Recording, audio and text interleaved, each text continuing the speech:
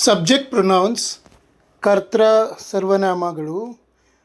ಈಗ ನಾನು, ಐ ಅಂದರೆ ನಾನು, ಮೀ ಅಂದರೆ ನನ್ನನ್ನು, ಮೈ ಅಂದರೆ ನನ್ನ, ಮೈನ್ ನನ್ನದು, ವಿ ಅಂದರೆ ನಾವು, ಅಸ್ ಅಂದರೆ ನಮ್ಮನ್ನು, ಅವರ್ ಅಂದರೆ ನಮ್ಮ, ಅವರ್ಸ್ ಅಂದರೆ ನಮ್ಮದು.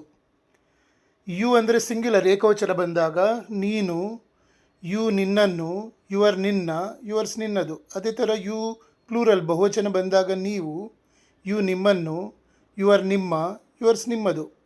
ಹಿ ಅವನು, ಹಿಮ್ ಅವನನ್ನು, ಹಿಸ್ ಅವನ, ಹಿಸ್ ಅವನದ್ದು.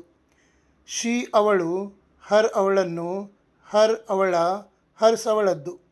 ಇಟ್ ಅದು, ಇಟ್ ಅದನ್ನು, ಇಟ್ಸ್ ಅದರ, ಇಟ್ಸ್ ಅದರದ್ದು.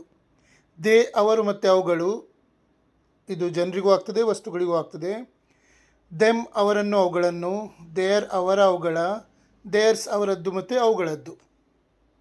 ಇದನ್ನು ನಾನು ನಿಮಗೆ ನಂತರ ಎಕ್ಸ್ಪ್ಲೇನ್ ಮಾಡ್ತೇನೆ, ಈಗ ಏನು ಟೆನ್ಷನ್ ಬೇಡ. ಈಗ ಜಸ್ಟ್ ಇದನ್ನು ಬಾಯ್ಪಾಠ ಮಾಡಿಕೊಳ್ಳಿ. ಮುಂದೆ ನಾನು ಕ್ಲಾಸಲ್ಲಿ ಪದೇ ಪದೇ ಇದನ್ನು ಹೇಳಿಕೊಡುವಾಗ, ಇದನ್ನು ಕರ್ತರೂಪವಾಗಿ ಇದರ ವಾಕ್ಯಗಳನ್ನೆಲ್ಲ ಮಾಡುವಾಗ ಚೆನ್ನಾಗಿ ಹೇಳಿಕೊಡ್ತೇನೆ. ಈಗ ಬಾಯ್ಪಾಠ ಮಾಡಲಿಕ್ಕೆ ಪ್ರಯತ್ನ ಮಾಡಿ.